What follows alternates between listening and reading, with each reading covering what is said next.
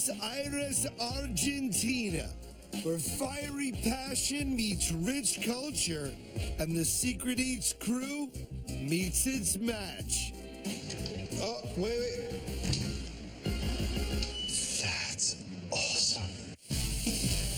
From staking out a hidden asado. Does it always get that crowded? Always. To a brunch classic turned on its head. It's not like any French toast I've ever seen. To an exclusive gourmet feast in the most confidential locale. He serves people in his living room, in his house. We're uncovering this city's best kept secrets. Like a riddle wrapped inside a mystery inside of an enigma. While living the Argentinian dream. We're here with like beautiful women and steak done like a pizza. You're welcome.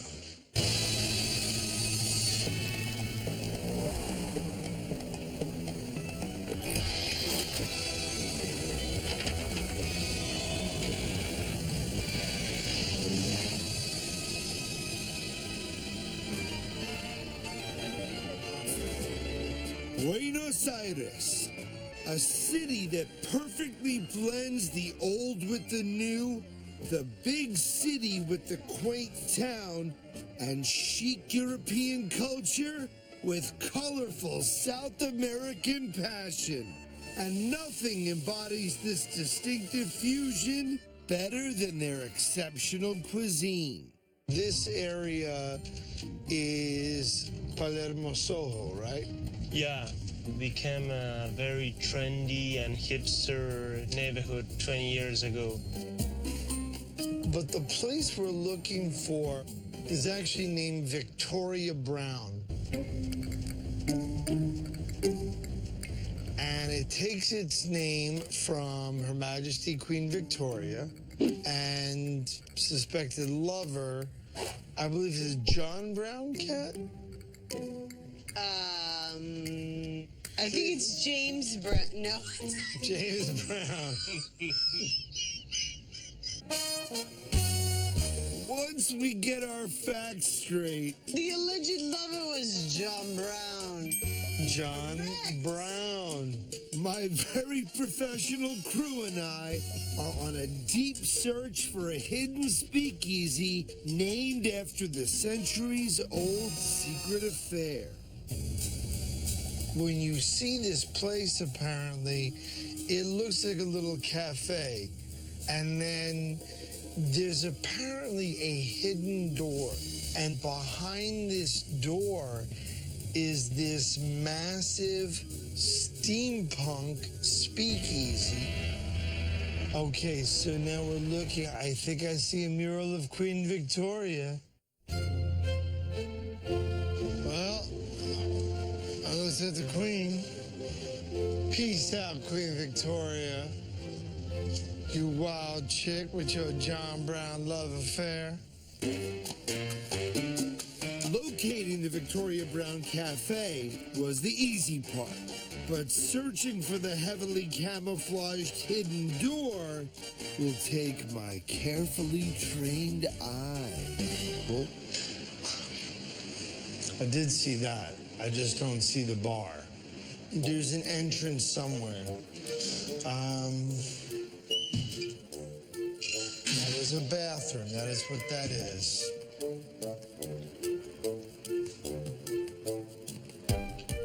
At this point, I'm just molesting a fake brick wall. Oh, wait. Nobody move.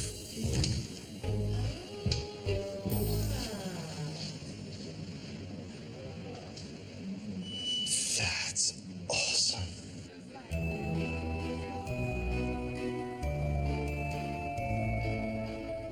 I think we found the steampunk bar we were looking for. With its vintage Victorian flair and sexy steampunk decor, it's almost scandalous to keep such a hot spot so hush-hush. How did you ultimately know to push on that wall to come back here? We actually saw someone else entering, and then they made it easier for us, and then we thought, okay, this is cool. We want to see what's behind that wall as well. Yeah, when in doubt, if you're eating in a cafe and a brick wall opens, it's generally a pretty cool idea to find out what's on the other side. This steampunk speakeasy is serving up some mouth-watering morsels, from lamb shoulder to octopus confit. But there is one standout dish that all the regulars know to order. A brunch classic with a fiery twist. Spicy French toast. To have it with a nice alcoholic beverage, that's doing the Lord's work right there. My gears are turning and my mouth is watering, so I head to the kitchen for this scrumptious steampunk specialty. This is Martin. He is the chef. He is the jefe. This is his domain. And he's going to take us through the making of the spicy French toast. Sí. ¿Qué tipo de pan? De campo. So country bread, pan de campo. It's usually made in a Dutch oven. There is unique flavor in it. Down to the bread, it's going to be a different French toast. The toasted pan de campo is dunked in a batter of egg and crushed red pepper, and only then do the ingredients start to go totally off the spicy French toast rails. First, we spread a velvety layer of cream cheese mixed with scallions. Then, top it with sliced ham, ripe avocado slices, thick mozzarella, creamy Dijon mustard, and then... It's Parmigiano, see? I know my cheese. Most of it's my humor.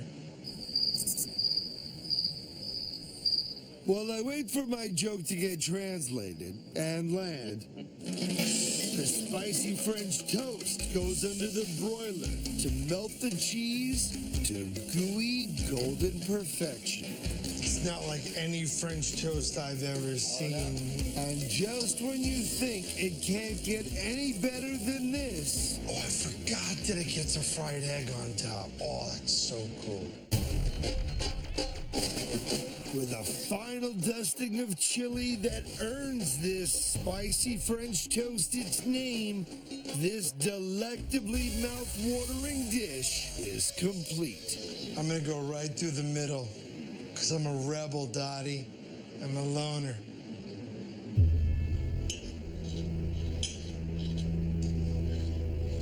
Oh my God, it's like a cake. Look at that. A little bit of everything.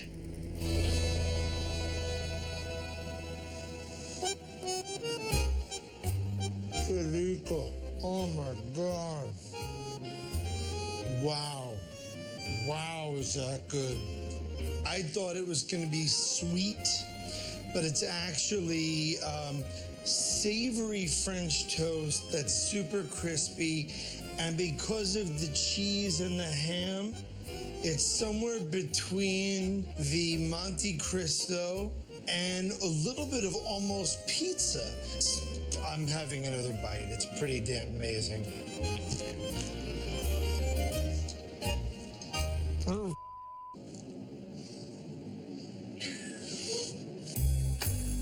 Steampunk speakeasy secrets spilled. My crew and I head to a hidden parisha to beef up on some local lingo. Let's say you are the assigned parrillero. I can't go in and just, screw with your meat there. No, I have to leave you alone. You Say that do your again? thing. You couldn't what?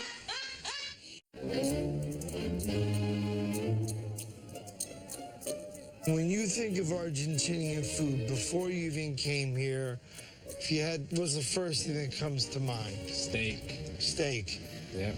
Tom? Yeah, it'd be, in my mind, I think of the gauchos out eating like half a cow, getting ripped up. That's what I would actually want to do, but we don't have time.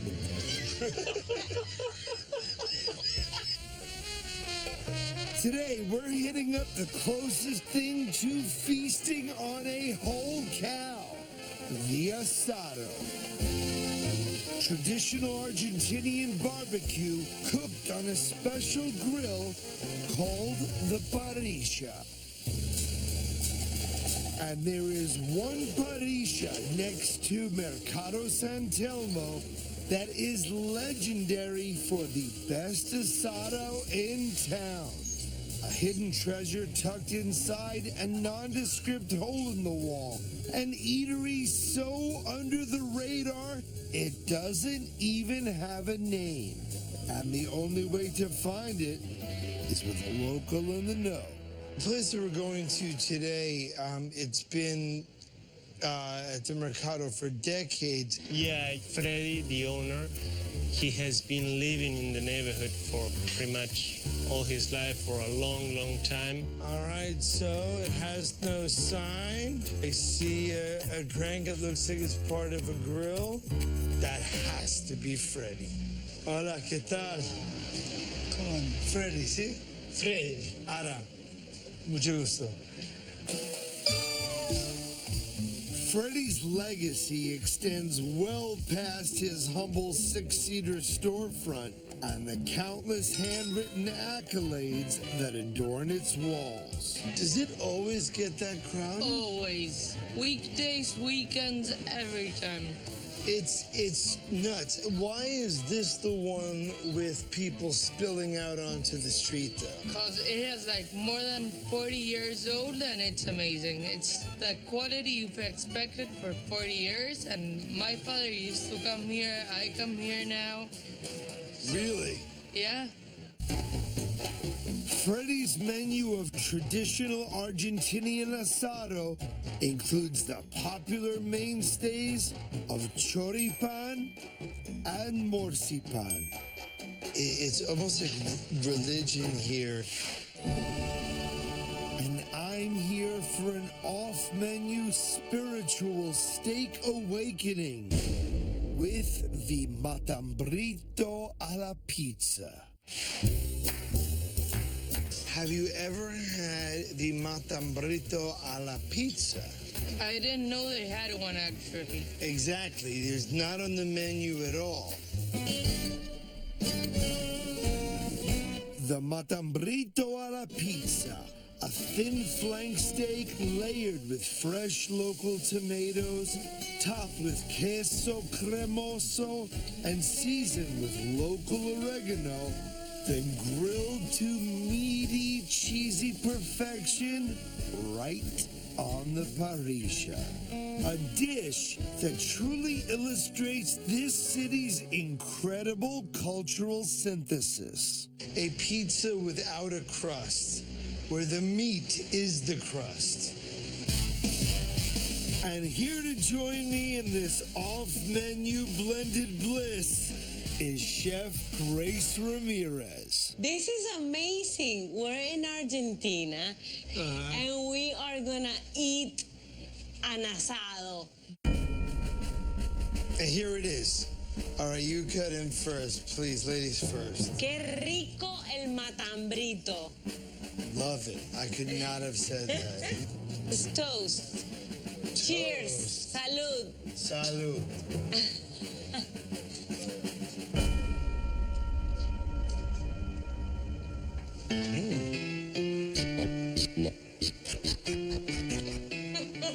Wait, when you first bite in, what is it that bites back? The oregano. Really? The oregano here is very fragrant. It's very, very fragrant. And then That's crazy. And I have to say, the meat is very flavorful. The longer you chew it, more flavor comes out, kind of thing. yes, and then you have the cheese, which is obviously melted, and then it just coats your mouth and it just keeps on giving. You would be good with a food TV show. Did anyone tell you that? After a taste of Freddy's Matambrito masterpiece, there's only one thing left to do. It's a little poem.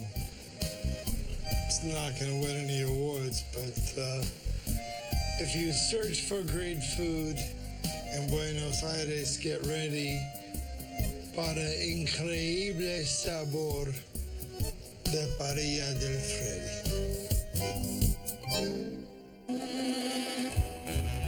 My crew and I could eat asado till the cows come home, but instead we head outside the city center in search of a traditional Argentinian dish that's here somewhere. Do you guys know which one?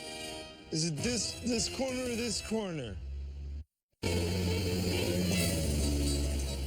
Today, my crew and I are heading 20 minutes outside of Buenos Aires to the neighborhood of Bueno.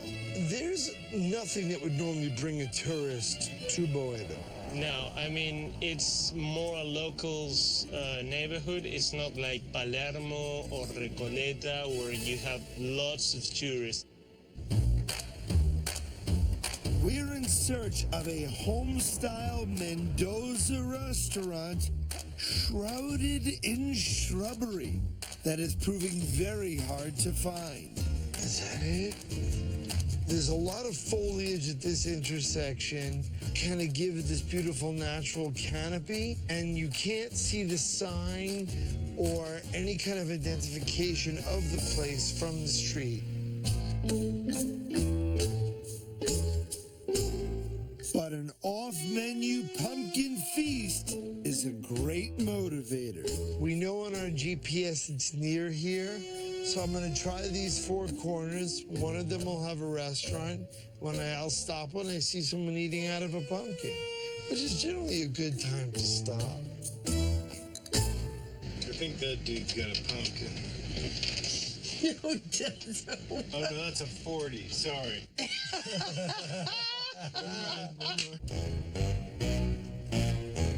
A few more spins around Bueno, and finally, obscured behind trees with no sign in sight, Pan y Teatro.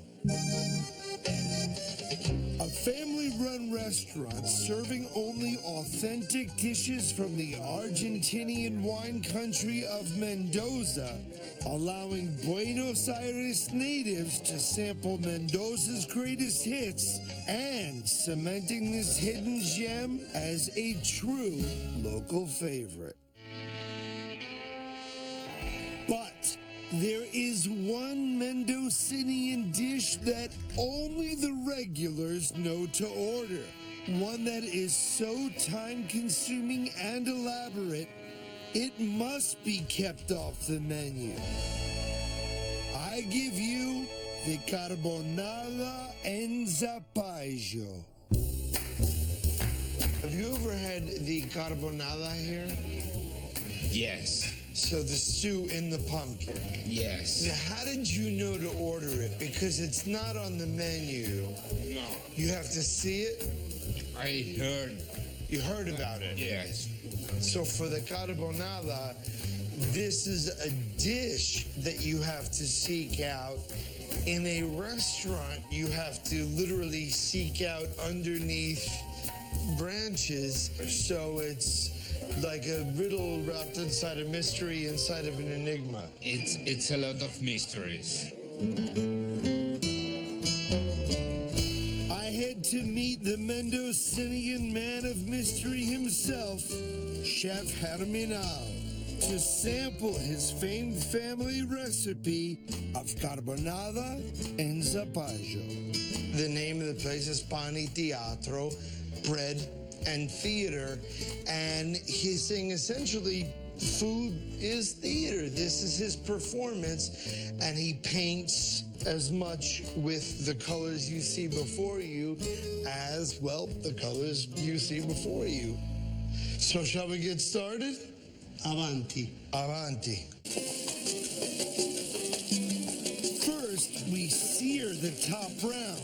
Easy enough, right? But next,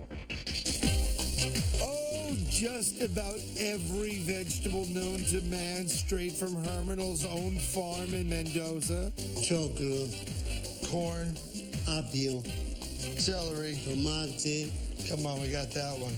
zapallo. Zapallo, Pumpkin, chauchas, string bean or green runner bean, peaches. seguimos con el verdura, Crazy. And those chiles. ajíes, chile. Batata. And that's what we call in Brooklyn is potato. While the carbonara stews for a solid hour, we both flavor and seal the inside of our gorgeous gourd with a simple mix of milk and honey. This mixture of milk and honey is not just meant to obviously bring a creaminess and a sweetness to the dish, but it actually helps maintain the structural integrity of the pumpkin when you bake it.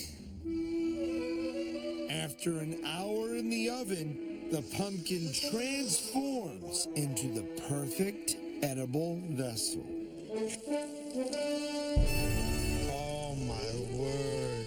The steam itself actually kind of cooked it all. Presenting the off-menu carbonara en zapallo.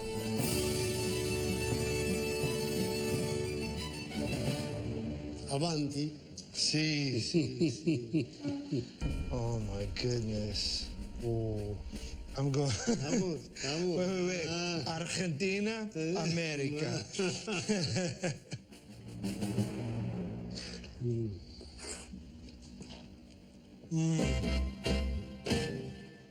Oh my gosh, that's delicious. Oh wow. Si vas comiendo el zapallo. Oh, you can actually dig into the pumpkin too. Fantastical.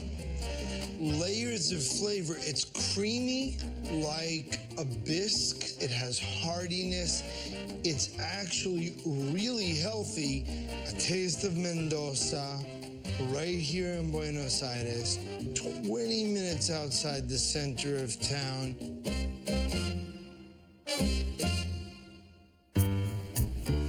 We blew the lid off some down-home Mendocinian cuisine. And now we're shifting gears from off-menu to off the grid. You guys have never seen a restaurant like this, and I'll tell you, neither have I. It's gonna blow your mind.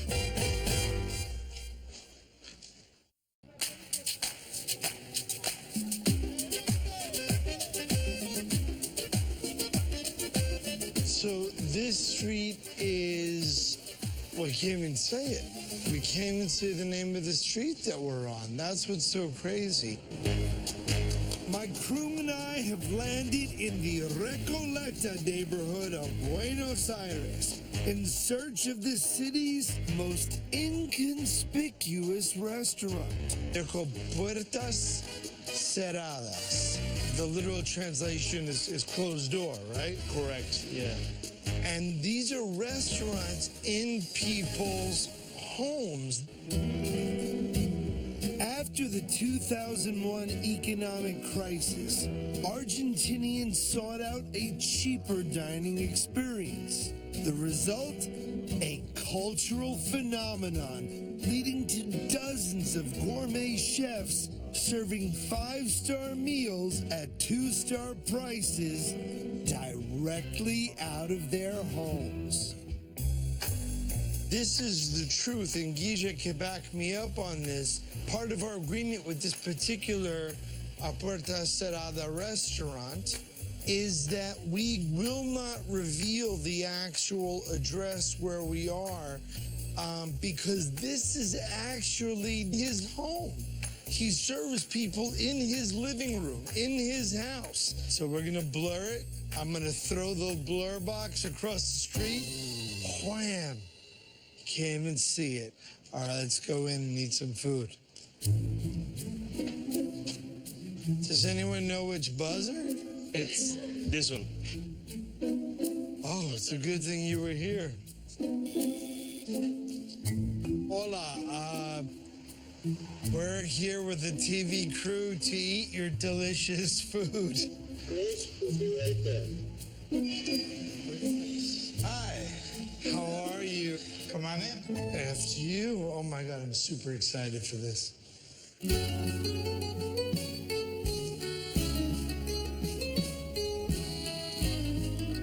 It's his home. It's his home. And it's beautiful, too. Chef Dan Perlman opened his home as Casa Salt Shaker over 11 years ago, serving multi-course meals to those savvy enough to book in advance and nab a spot at his exclusive 10-seater table. This is amazing. You're making this magic happen really in a home kitchen. In an apartment kitchen. I'm not like Michael Jordan, but I got a wingspan right now. We all know it's not the size of the kitchen that matters, but the skills of the chef. And tonight's main dish is slow-cooked lamb with pickled vegetable and lamb fat potatoes. Loving that is wrong. I don't want to be right. First, Chef Dan perfectly browns the lamb loin in oil. And back here we have those lamb fat potatoes. Oh, that's the fat that was from... Yeah, so what we did is we trimmed the cap off the lamb loin. Okay. And then chopped up the fat and rendered it down for about 45 minutes. Instead of butter that we would put into the mashed potatoes, we put the lamb fat in. Just want to make sure these aren't poison. Yeah. I just got to make sure for humanity. You know when your mom ever made baked potato and like lamb chops? When the juice from the lamb chop got into the potato, it's in every bite now. Oh, I love it. The decadent lamb fat mashed potatoes are drizzled with harissa spiced cauliflower puree, topped with our succulent lamb loin, garnished with pickled vegetables, finished with a black olive and tomato blend, and capped with a grilled leek. Brother. Please, after you. Thank you. Taste buds primed and dining companions on deck, our Casa Salt Shaker feast can begin. Buen provecho.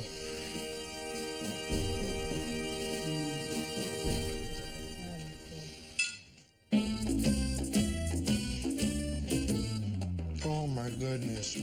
You don't even have to chew this lamb, by the way. It almost liquefies. And the pickled veg is just this, I think that is, to me, almost like the crowning achievement. Like, that's what really brings this balance to it. It's mind-blowing. I mean, for me... As a tourist, you don't get a home-cooked meal, and that's kind of what I feel like I'm getting. Provided that your home cook happens to be a culinary badass. And I have to say, really and truly, this is my first Puerto Cerrada, and to everyone, to my new friends, to the conversation we shared, the food and wine, salud. Thank you so very much. And to you and Casa Salt Shaker. Thank you.